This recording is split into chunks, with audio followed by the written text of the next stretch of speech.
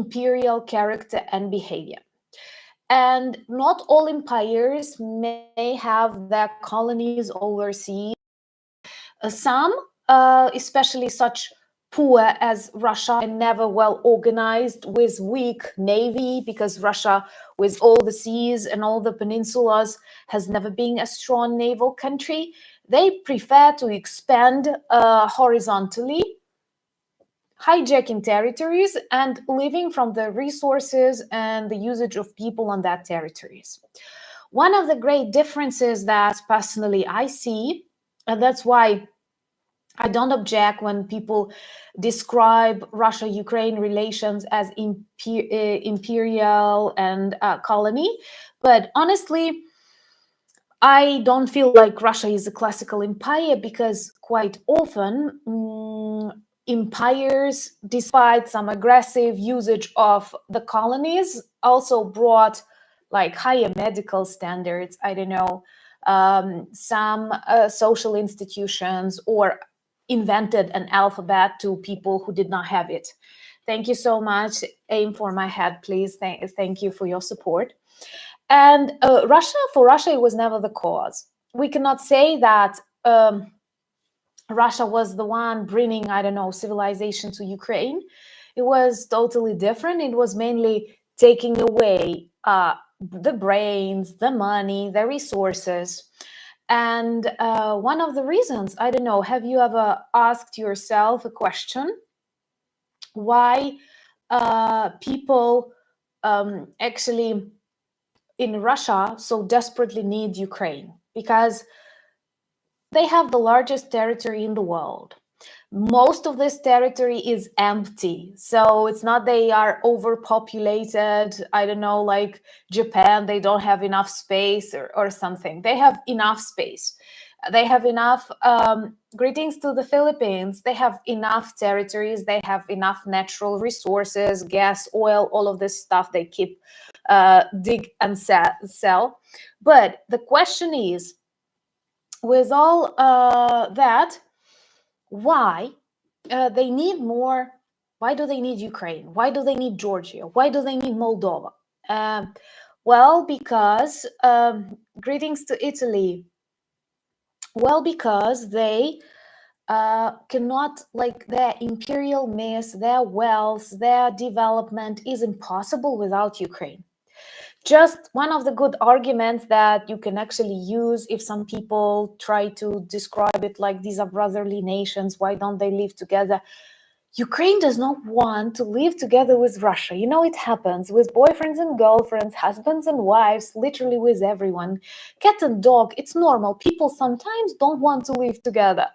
And Russia, it has a very long period of this abusive relationship and attitudes to Ukraine, and it does not let us go. If it was truly strong country, why would it need Ukraine so desperately? So those who describe Ukraine like something that Russia, why don't you want? Keep asking. Thank you so much, Voxpedia. Keep asking. These Russia supporters, why on earth Russia so desperately needs Ukraine?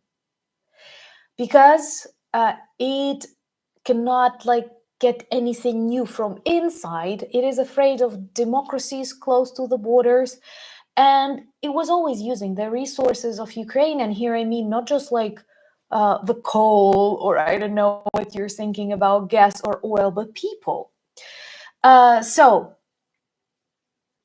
One of the most important things that, thank you so much, Tony. One of the most important things that we have to remember is that Russia in its head has this imperial construct that it wants to recreate. And in times when others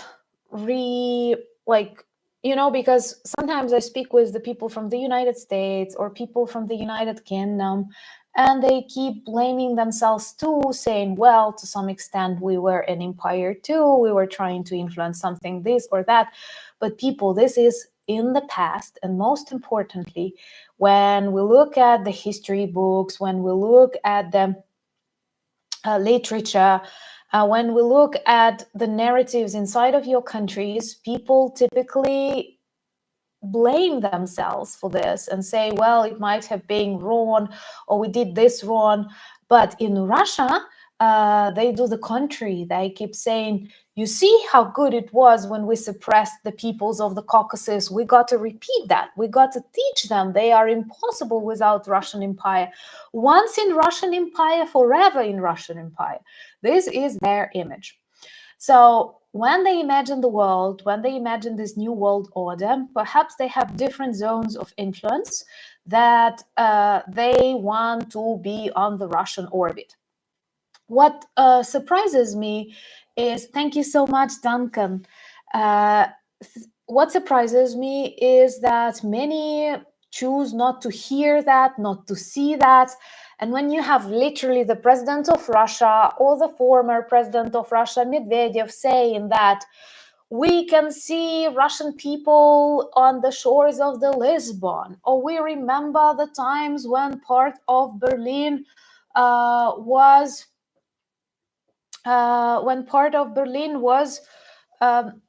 Russian, or as you have just mentioned, that Poland is doing great, and much better than it was in times of the Eastern Bloc.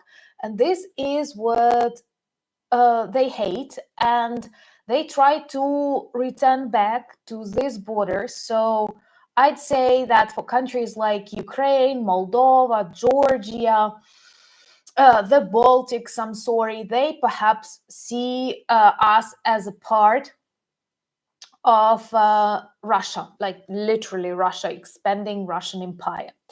And then, of course, they always have a lot of countries that they want to control, and they want to dictate how these countries should live. And they can be anywhere in the world. In Asia, there are a lot. In Central Asia, former Soviet republics, in Africa. And it is never something transparent that, for example, we want to build business with you and you give us this or that. Thank you so much, David. It is always various shrewd and cunning Russian technologies, like this Wagner soldiers in Africa. They are not protecting anyone. They are not helping anyone. They are simply stealing their resources and, trading weapons and causing more troubles to the people who otherwise would live a better life. Iman, quick hello to you, and hopefully the wind will be kind to you and yours. Thank you so much for joining us, even for a brief second. So, Russia was dreaming about this new world order, and it kept repeating it on various United Nations meetings, on BRICS, and so on. And I actually love how Putin and Lavrov change their messages depending with whom they are speaking. And literally during one day, you can have Lavrov threatening the world with nuclear weapons. Thank you so much, Marcus. And then you can have him saying to Tucker Carlson that he loves American people and just like no problems. Oreshnik was just a drill. So they literally design messages with the speed of light and direct them